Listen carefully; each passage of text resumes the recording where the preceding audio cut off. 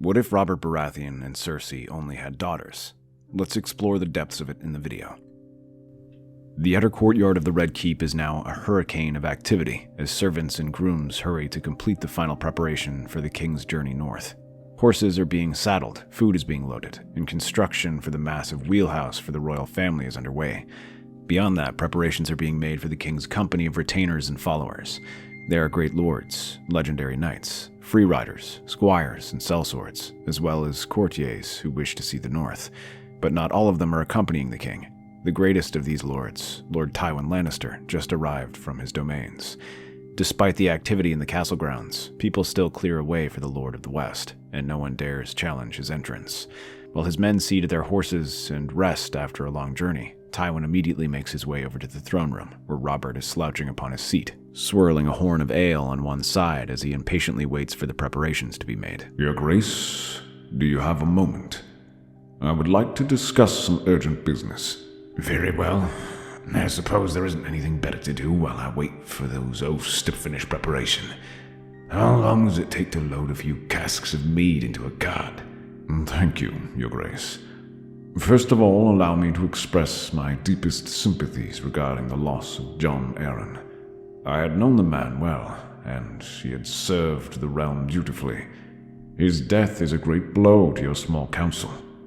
Aye, that's true. I still can't believe he's gone.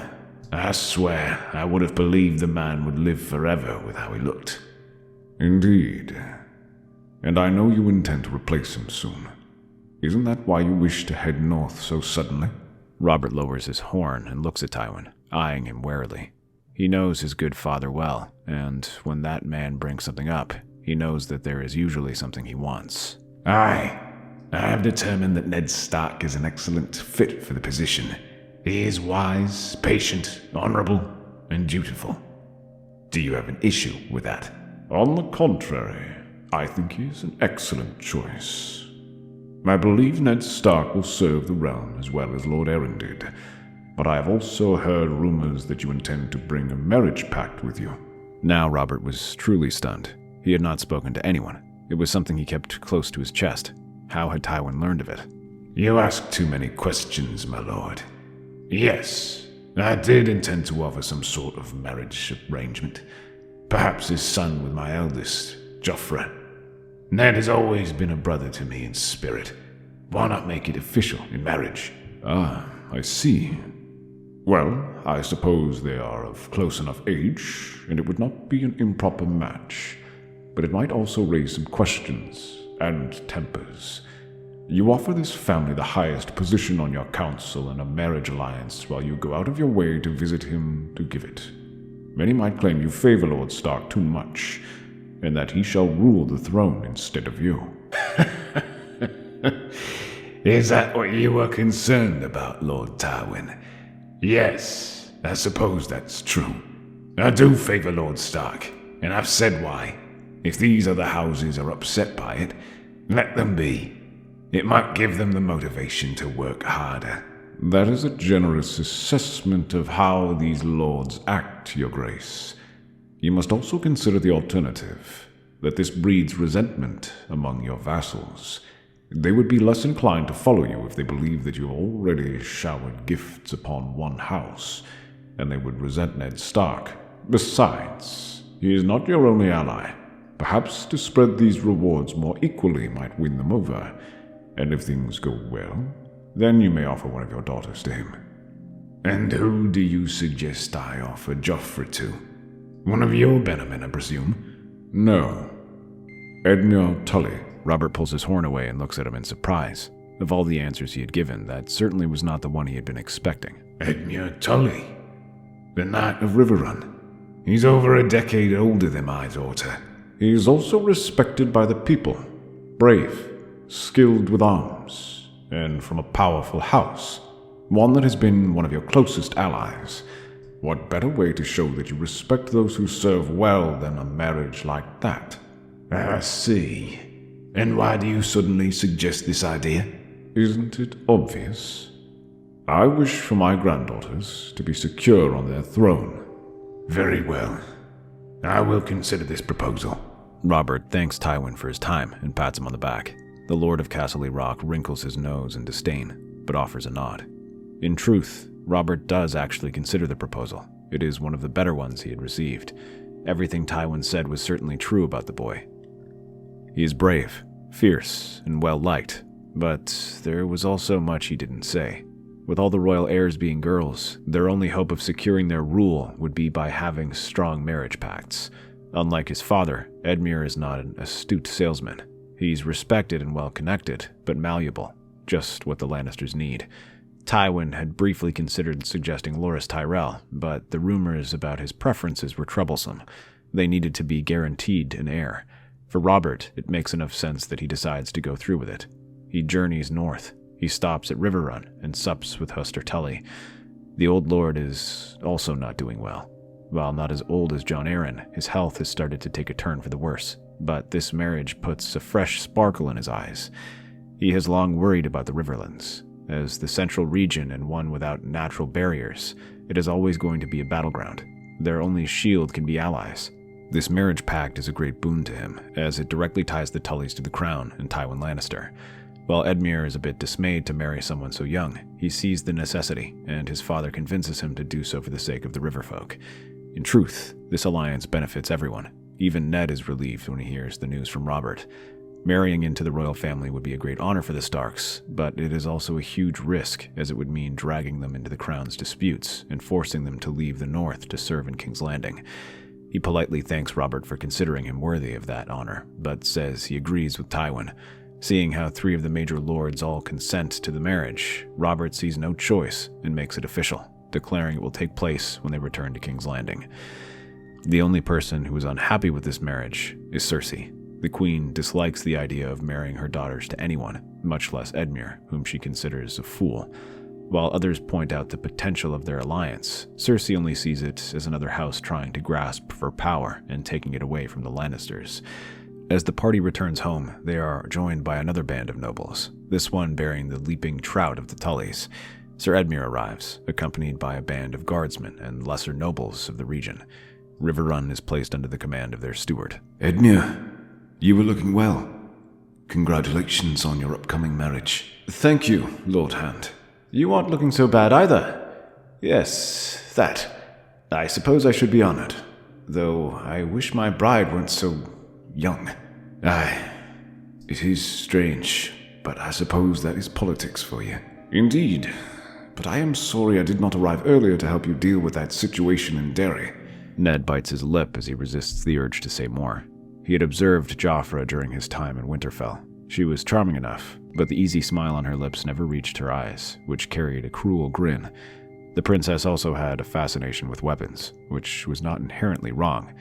Ned had to deal with a similar thing with Arya, but this felt different. His daughter seems to like them from learning about heroes and listening to tales of knights. Joffre seems fascinated by their potential to hurt people, yet she masks it all with a disarming smile. This had been most clearly displayed with Nymeria, when Joffre had tried to egg Arya into a fight, even pushing her down, resulting in the direwolf attacking her. When confronted, she hid the act with a faint whisper and a sob, claiming the wolf had attacked her. Had it not been for Ned and his position, they may well have also punished Arya instead of just Lady. Ned's arrival in King's Landing is marked by a tourney to honor the hand, and then the wedding for Edmure. During the tourney, knights from all across the Seven Kingdoms gather to participate in the joust, but closer to home is Sir Edmure, who joins in, accompanied by Mark Piper, Lyman Goodbrook, and Petrick Mallister. But it is the Knight of Riverrun who acquits himself the best. He unhorses a good half-dozen knights. Each time he rides, his red hair flows behind him while he holds his lance high like he is about to command a charge. The young knight is already well liked by the small folk, but this helps make him appear to be a hero. Even Joffre can't help but cheer him on, calling him to trounce his opponents. As he prepares to challenge his next opponent, he is surprised to see that it is Jaime Lannister. The Kingslayer tests his lance with the easy confidence of a man who has been riding for years. Edmure steels himself, but Joffre nods. Don't let that white cloak fool you. He is not as fierce as he thinks he is. When the call is made to charge, their lances splinter, and both men reel from the impact. However, Jaime is faster to recover, and when they wheel around to face each other again, the next strike sends Edmure tumbling off his horse. He lands on the ground with a massive thud, leaving him groaning. Edmure remains uninjured. When he looks up, he sees Joffre curling her lip. The queen is openly laughing, though, but this does not diminish Edmure's popularity amongst the small folk. Though he does not win, Robert still personally rewards Edmure as his new good son, and in an act of gallantry, he humbly has part of his wealth distributed to the young lordlings who accompany him to pay for their arms and armor, and to the small folk who attend the event, giving each one a silver stag. While Cersei might laugh, other Lannisters see how they cheer for the young Lord of Riverrun, and see this as a successful investment. With his star rising, it also strengthens Joffre's influence, as they know that he will be the king consort. As the cheers from the tourney die down, less than a fortnight later, they are given a chance to roar yet again, as the bells of the Great Sept toll across King's Landing, their echo ringing down to the lowest alleys of Flea Bottom. Flower petals rain from balconies, and crowds press shoulder to shoulder along the processional road. When it opens, a young princess steps out. She is draped in crimson and gold. At its center sits Princess Joffre Baratheon, soon to be queen, clad in cloth of gold with black antlers embroidered along the sleeves, her expression regal, unreadable. Beside her sits Edmure Tully, clad in dark blue and silver, the leaping trout of House Tully stitched proudly across his mantle. His red hair shines in the sun, and he waves easily to the people, not with practiced pomp, but with earnest familiarity, and the people love it. Shouts rise from the crowd. Long live Queen Joffre! Hail the King of Riverrun! Edmure bows his head with a humble smile. He tosses a handful of silver stags into the crowd, and when the boy falls trying to catch one, Edmure dismounts, helps him to his feet, and places a coin in his hand. In the background, Lord Eddard Stark watches from the royal entourage, his brow furrowed. He's pleased to see the young lord has a good heart and is eager to serve. But as he scatters more coins into the crowd, Ned internally knows how much this is adding up. The realm is already in debt, and the cost of these two events back to back is exorbitant. The cost of this is unsustainable. Fear not, Lord Stark. I'll ensure the crown's coffers aren't drained on gold thread and singers. Let's use the success where it matters. While the gold had been allocated, Edmure requests a bit of it be allocated beyond the wedding, and surprisingly, Tywin agreed.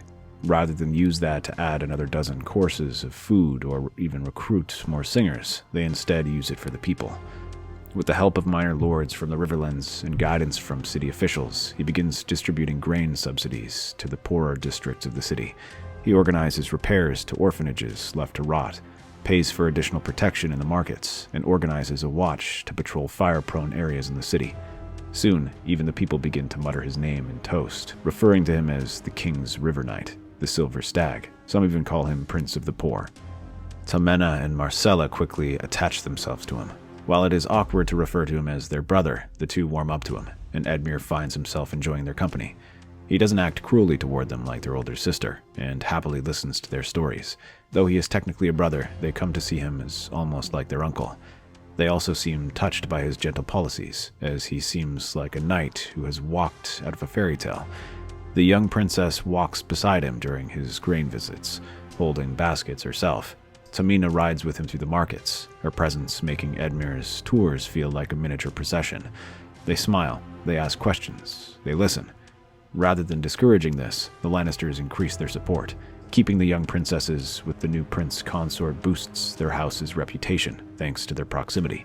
Slowly, the memories of Tywin's sack of King's Landing fades away and are replaced instead by images of the newest generation of Lannisters, handing out bread and accompanied by gallant knights from the Riverlands. However, Tywin is careful to observe these efforts. He ensures no real reform takes root. The subsidies are capped, the orphanage repairs are temporary grants. The patrols are rerouted when they begin inconveniencing elite merchant interests. More importantly, he makes sure that efforts to curb the nobility's powers never take place. He allows Edmure to give them enough for their silence, nothing more. But not everyone approves of these policies. Cersei notices the cheers and does not feel like her house is benefiting. In council meetings, Edmure speaks plainly, sometimes even contradicting Joffre for her behavior. He scolds her when she scowls during her outings, when she threatens servants or bullies her sisters. He is also a natural ally with Ned Stark, as while they often disagree on a number of feasts and tourneys, the two are usually on the same side. Though careful never to embarrass her, his quiet resistance festers. Cersei limits his speaking rights in the small council. He is ordered to focus on issues in the Riverlands, a polite exile from meaningful influence. During feasts, his seat is moved 3 spaces down from the king. His letters go unanswered, and he must fight for supplies. But the first true test comes not from the court, but from his home in the Riverlands, when news arrives that Catelyn Stark has abducted Tyrion Lannister on his way back to King's Landing. In response, Jaime attacks Ned in the streets, leading to the deaths of several Stark and Lannister men. While Ned is recovering and Jaime is fleeing the city is filled with questions and even more rumors. Some mutter that Ned Stark is dead and that there is now war. Others claim that Lady Catelyn slew the imp and fled to the Eyrie. Yet those do not concern Edmure. He must consider what happens next. As the prince, many in the small council are expecting him to weigh in. However, as he paces the palace gardens, Littlefinger approaches him privately. Best be careful, your grace. You might walk a fresh rut into the dirt. Come now, don't look so glum seeing me. There was a time when we were once friends, wasn't there? Littlefinger, how nice to see you again. I hope you bring more than jokes. This is a serious matter. You are right.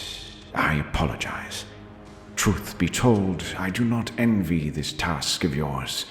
While I have always admired your sister, your position is more challenging given your familial ties to both parties.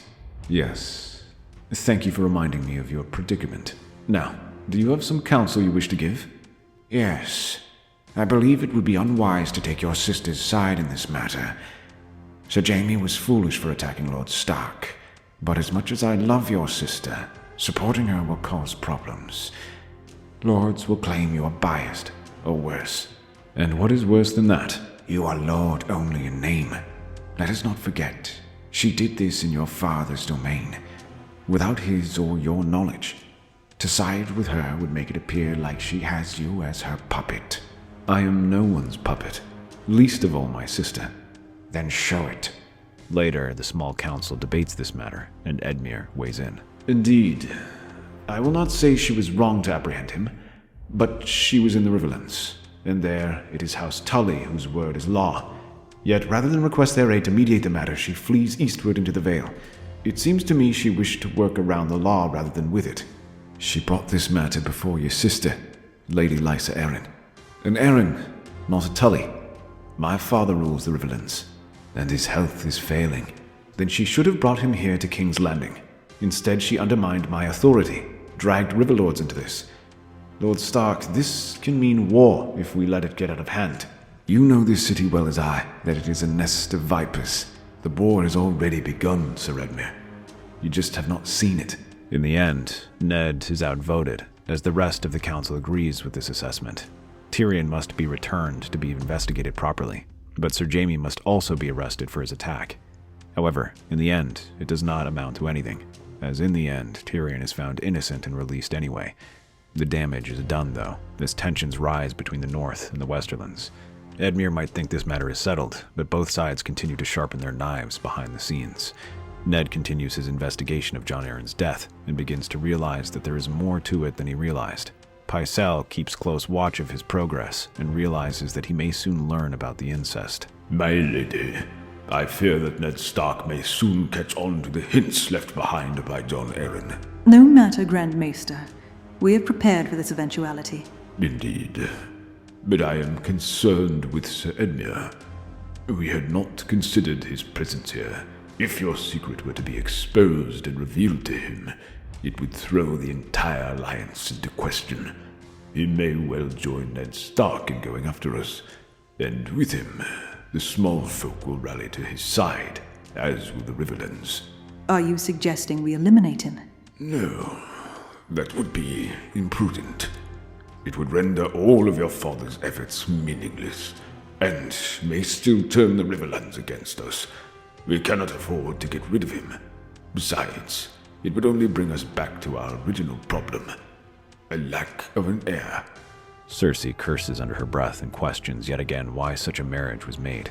While she does not understand why, to secure an ally, she starts to think it is more trouble than it is worth.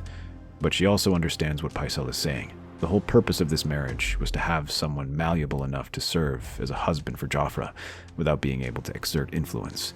So until they can produce an heir, he is too valuable a piece to remove from the game. Very well. What if you were at least removed from court, taken far away from the city so that he could not interfere? Now that can be done. Joffre's room is unusually quiet, save for the dull clack of Joffre's fingers tapping the arm of her seat. Her crown gleams, but her mood is cold iron. Edmure Tully kneels before her, having just returned from a dawn patrol through Flea Bottom. Around them stand a thin circle of courtiers, Pycelle, Varys, and a pair of silent Kingsguard, and above all, Cersei, watching like a vulture cloaked in lion silk. Sir Edmure, you've been called before your queen. I live to serve, Your Grace. Good. Then I will speak plainly. My uncle has drawn his blade on a member of my council and fled like a coward. My father is out hunting. My Lord Hand lies wounded. I need someone I can trust, someone not of Lannister blood, to see this matter resolved. You will ride to Castle Rock, find Sir Jaime, bring him to me, in chains if need be. Show the realm what justice looks like. There is a flicker of uncertainty in Edmure's eyes. He glances towards Cersei. No permission, no deferral, just a silent, burning presence behind her daughter's throne. It shall be done. I will not allow the Queen's justice to be mocked. Good. Pick up your own retinue. Travel light, but not so light as to look weak. And do not fail me, my prince. I will not ask a second time. As Edmure leaves the capital, his Riverland banners trailing behind him, Cersei moves swiftly. Robert, bloated with wine and illness, is too weak to resist her manipulations. The boar hunt is arranged, just as Pycelle suggested. Ned, still recovering, receives word too late that Robert is dying. When he tries to challenge the Queen and take control of the city, he is betrayed and killed. All of this is kept quiet for a time. The only person who learns of it is Stannis, but he remains locked up in Dragonstone. When he pushes too far, asking too many questions about Jon Arryn's final moments, he is seized by the Goldcloaks, imprisoned before he can escape. Within days, Robert is dead, and Ned Stark is executed for treason on trumped-up charges under Joffre's orders. This ensures no word reaches Edmure by the time he reaches Castle Rock. He only realizes the truth when he sees the banners of mourning already fly from towers across the Westerlands. Tywin Lannister greets Edmure beneath the red stone of his ancestral seat. They sup together in the Great Hall, and Tywin speaks gently, even apologetically. A tragedy to lose a king so soon.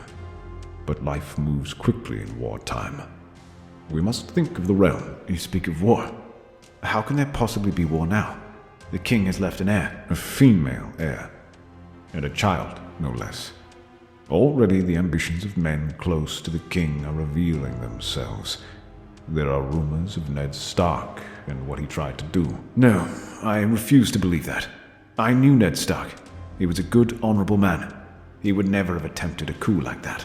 Perhaps the rumors are unclear, and I am sure more information will come to light in time. But there is another one. Lord Renly. He has already declared himself king, and is rallying the Reach and Stormlands to his cause. No doubt Stannis will also be taking action soon. If we do not act, we will be defenseless. Edmure struggles to focus. His mind is still reeling from the news of Ned's death, of Robert's final hunt. And what of Jaime? He has returned. He will be punished in time. For now, we must consider our foes beyond. Renly has declared himself king. The North gathers swords. We cannot afford to fight wars on all fronts. The North. They come to avenge Ned Stark, no doubt. I can have the Freys bar their path, but our families are close.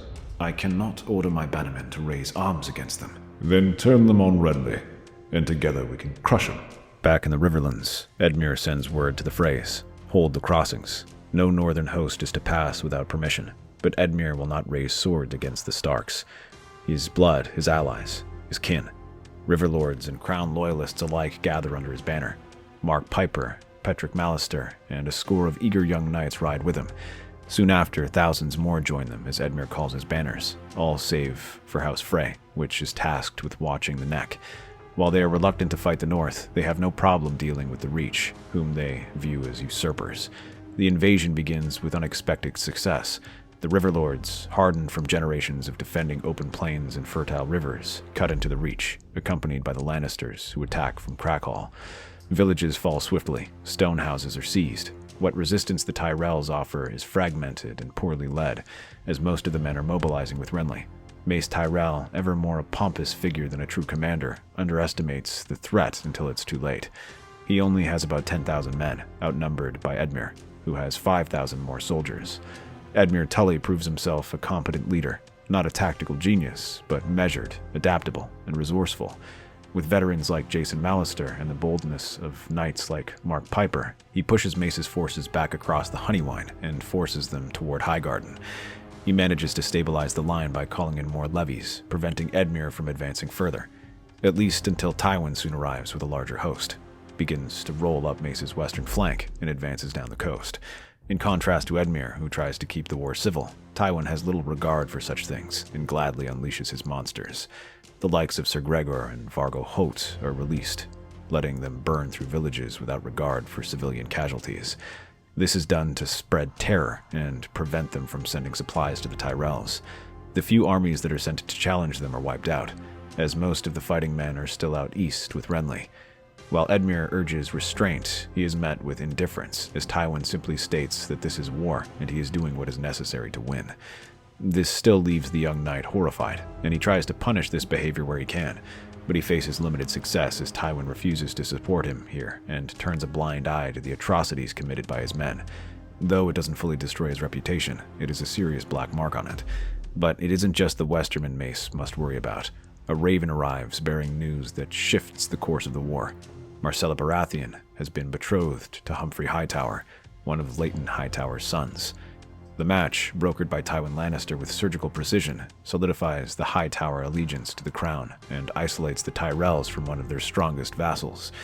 While they are too loyal to turn against the Tyrells, this pact at least makes them reconsider marching out. Their levies remain in Old Town. Their fleets stay anchored in port, even without raising a blade. Their mere presence is enough to force Mace to keep men in his rear to watch out for them. Renly adjusts quickly. With the Hightowers neutralized and Mace's host bloodied, Renly splits his army. One half remains to monitor the invaders to hold the line. The other, smaller and swifter, turns eastward. Renly himself leads it, banners streaming behind him, toward King's Landing. With nearly 80,000 men at his command, Renly can easily leave 50,000 to guard the Reach while the rest march with him. When word reaches Edmure, he recognizes the peril immediately. Victory in the Reach means little if the capital falls. Despite his recent success, he cannot fight two wars at once. His orders are clear. Leave the rearguard under Lord Mallister to support Tywin, and lead the main force north to reinforce the Queen. The banners of House Tully, Blackwood, Bracken, and Vance stream up the Rose Road like a flood of steel as they race to King's Landing. They use the rivers that have given their homeland its name to their advantage. They prepare a fleet of river barges and transfer their swiftest men down the Blackwater right into the gates of King's Landing. Within the Red Keep, preparations are already underway. Cersei quietly consolidates control over the Goldcloaks. The Queen, Joffre, still holds court, but her authority is fraying. The city watches, waiting for its defenders, for her consort. Tyrion also joins them to ensure that there is no more foolishness with either queen. But the real salvation is Edmure, who arrives with his army, some 15,000 strong. This would provide them with more than enough men to defend the city if war were to come. Not only that, but his popularity instantly causes morale to surge. People regard him as a savior, and they rush out to welcome him when his army arrives. He begins to go about planning the city's defenses, organizing the riverfolk and the local garrison in preparation for Renly's advance. He also tries to take steps to neutralize the Starks and Stannis. Edmure remains sympathetic to Robb's words and offers to make peace, vowing to punish Sir Jaime and anyone else responsible for his father's death. But these are rebuked, as Robb Stark simply writes that the time is long past to make peace with the Lannisters. Soon enough, rumors begin to circulate that Robert might not even be Joffre's true parent. They instead claim that she and the other royal princesses are actually children born of incest between Cersei and Jaime. Unsurprisingly, the crown denies all such rumors and claims that they are fabrications meant to challenge Joffre's legitimacy. But Edmure's faith is shaken. He has been fighting for House Lannister for some time now and has always served them well, but this could very well change everything. He decides to confront Cersei about these rumors. Your Grace, I mean no disrespect when I bring these rumors to you, but they are quite disturbing. and you can understand why I wish to speak about them, given the serious implications. No, Sir Edmure, I don't understand. These claims are nothing more than lies spread by our enemies, and you dare bring them before our court, before my children. Whatever they are, they have weight. Surely if they are false, there must be some way to explain it, to counter them with a true story. Then carry as much weight as a feather to the wind, sir. They would only have weight if you give them weight, unless you imply that they are true. Speak carefully, husband. What you say approaches treason. You know I am faithful to you. Are you? Yet you question my birthright, question my mother's honor. That is treason. I only speak because I want clarity. Perhaps he is telling the truth. After all, Sir Edmure has fought alongside your grandfather and helped defeat Mace. But there is much work to do, and many enemies to defeat. Indeed. Then let us focus on that. The city is quiet. Too quiet. Not the quiet of peace, but the smothering hush of fear. King's Landing, once teeming with merchants, laughter, and the clamor of everyday life, now feels like a city under occupation. The markets are half empty, carts overturned, stalls abandoned. Those who are there must pay exorbitant prices for their wares now that they have been cut off from fertile regions like the Reach and Vale. But the food that once filled the market is filled with gold cloaks and fear.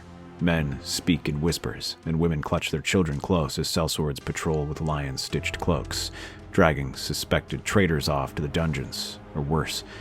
These people are punished for minor infractions, like speaking out against the princess and queen, protesting, and speaking well of the other kings.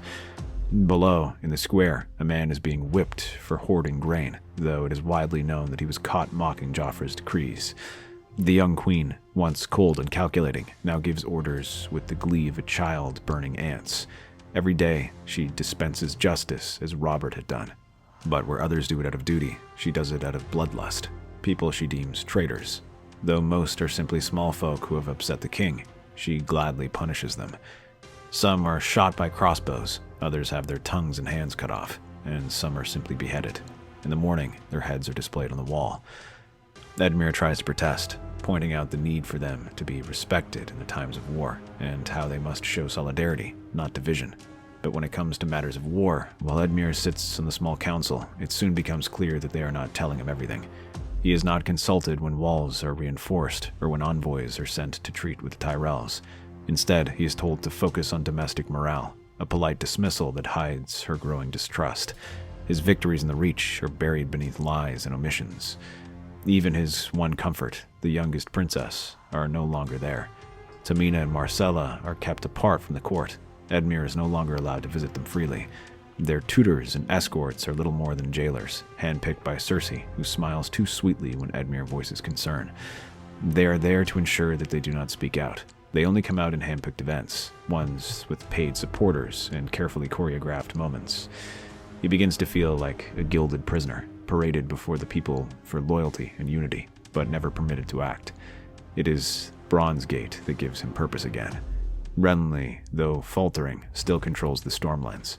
Yet within Bronzegate Castle, a band of royalist soldiers still holds out.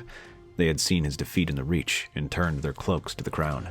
Men from lesser houses, several hundred strong under the command of Ralph Buckler, tried to plead for help from the capital. With them are also thousands of small folk. Edmure demands to lead a relief force. His pleas are met with hesitation from the queen, but Varys whispers that allowing him to act would distract the people and buy time. It would also show their willingness to defend the small folk. Reluctantly, Cersei agrees, but she keeps half his army within the city to preserve the defense of the capital. Edmure rides out with only 12,000 men, but among those who remain is Mark Piper, one of his closest friends, who gives him instructions. Should all else fail, escort Tomina and Marcella to safety. As they march south, his column is greeted with cheers. Peasants wave from fields, and children shout his name. But the land is not friendly. Renly knows his weaknesses, sets a trap. The roads are sabotaged, wells are poisoned. Couriers go missing. When Edmure arrives near Bronzegate, the truth becomes clear. They lead them through a harsh path where they have already prepared a trap, intending to wear them down.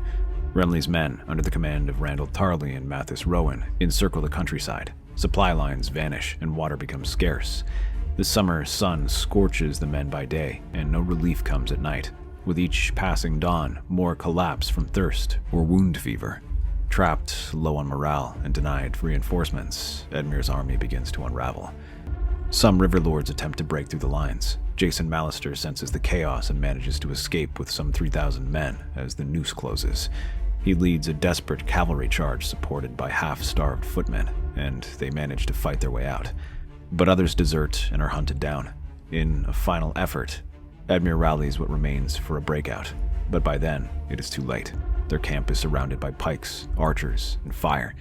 Amidst the chaos, Lord Janos and 50 men manage to cut through them, but the battle is unwinnable and refuse to support the faltering army. It is a massacre. Edmure is taken alive, but his banner torn, his sword lost in the chaos. His men are either dead or scattered, and the gates of Bronzegate are breached not by him, but by Renly's men, who claim the only royalist stronghold in the region. But that is the least of their trouble. In the east, the royal fleet under Stannis Baratheon sets sail at last, and when it lands at Maidenpool, it is not just loyalists who disembark. Among them are northern bannermen, Starks, Mormonts, Boltons, Umbers, and Mandolese. Robb Stark has allied with Stannis, forging a pact to bring down the Lannisters and Renly, and most importantly, bring justice to the realm. The Riverlands are the first target. While Cersei gloats over Edmure's capture, believing him no longer a threat, her enemies begin to move. Lords of the Trident, hearing of this defeat, begin to waver in their loyalty. Some prepare to join Robb, others retreat to their keeps to wait and see who will claim the day. But Edmure has little time to think of that, as he is brought before Renly, who immediately offers him a drink of water. You'll be pleased to know, people of Bronzegate, I am no Lannister. Watering the ground with their blood is not my intention. Thank you. That is very chivalrous of you. So, what is it that you intend to do with me now? Am I to be executed? No, on the contrary. I think you might be more valuable alive. I think I might let you go. You were never a prince, Edmure. Just a pretty doll to sit beside the queen. A puppet to parade. The lions trapped to help them burnish their image. How dare you? Why do you think they allowed you to marry into their family? Renly's smile is almost apologetic. I had taken the position to help the people. I have served well to protect the small folk, and you have done an excellent job keeping them quiet and serving the realm. But now it's time for another to take that mantle. I will say I am impressed by some of your ideas. I might even keep some of them. Then why let me go? Because you entered this marriage agreement to protect your people. You had done so and kept the Riverlands safe until now. Return to them. Lead them. You owe the Lannisters nothing, and your hope needs leadership. Edmure leaves without responding, riding out under dusklight, cloaked not in heraldry, but in dirt and ash. When he reaches the Trident, he is met by Mark Piper, whose eyes shine with relief. Mark has done it. Tamina and Marcella were smuggled out when word came of his defeat. They ride for Riverrun, and a desperate plan forms in his mind. If he reaches Riverrun with the children, he can negotiate a peace between his house and the Northmen, end this war before it reaches a boiling point. But they first stop by Harrenhal to resupply. They expect to find it nearly abandoned, as it always is, but it isn't. The place is overflowing. Thousands of small folk have gathered there. Farmers, bakers, blacksmiths, mothers and children, all fleeing the armies from the south and east. Hollow-eyed and afraid, they take shelter beneath the crumbling black towers, barely surviving on what they can scrape together. Yet when they see him, their eyes seem to light up. Hope flickers in their eyes as they see the noble Edmure Tully approaching. A part of him wishes to continue on, but he cannot bring himself to leave them. He gives the order. Fortify the ruins. Palisades are raised. Arrows are fashioned. Boulders roll into position. He pleads for help, sending words to his bannermen, but not all answer. Many are afraid. Many are tired of war, but a few respond. Jason Mallister brings the men he had escaped with. A few smaller contingents arrive. Days later, Stannis Baratheon and the northern host arrive. Their banners cover the hills, the burning heart of the Lord of Dragonstone and the direwolf of the north, side by side. They demand surrender. I am willing to consider these words, but I need assurances first. The people here and all my bannermen must be spared. Next of all, promises of the royal children's protection. So it is true. You do have them. You understand I cannot guarantee such a thing. So long as they live, they shall be a threat. Edmure, please. You've made a grave mistake aiding the Lannisters, but you do not need to suffer with them. please yield. You were the one to speak of mistakes, sister. All of this has occurred because of the kidnapping of Tyrion Lannister. But I have indeed made many mistakes in my life. But this is not one of them. Then I wish you much luck. On the first day, the defenders barely hold. A trebuchet crushes the south tower, and a breach opens on the north wall. Edmure is nearly taken out by shrapnel as it tears his upper shoulder. His men drag him back into the keep, bleeding, feverish, and nearly lost.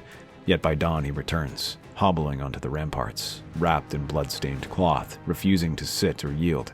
He simply walks amongst the walls, rallying his people and raising his sword high. Though he cannot fight, he still walks among his people. And something happens. The people fight harder, not out of loyalty to house or title, but because, for once, someone fights for them. The knights who rush through the wall find themselves face to face with the thunderous cries of the small folk who remain there. For 2 more days, the siege drags on. Stannis grows impatient. The north grows uneasy. Harrenhal holds. Robb had never cared for the siege and prefers to march to King's Landing. He suggests making peace, offering to negotiate. As the siege drags on, he continues to ramp up pressure, demanding that they end it and threatening to pull back his troops. At last, Catelyn Stark arrives, riding with a white banner of truce, urging them to speak yet again. Your Grace, you came here for justice. That is why my son's forces rode with you.